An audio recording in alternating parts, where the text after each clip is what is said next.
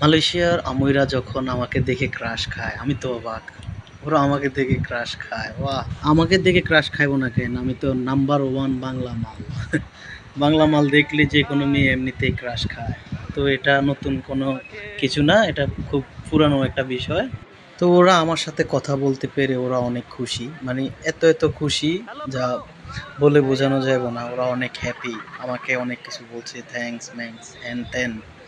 তো এই আর কি, ভালো এই সময়টা কাটলো ওদের সাথে।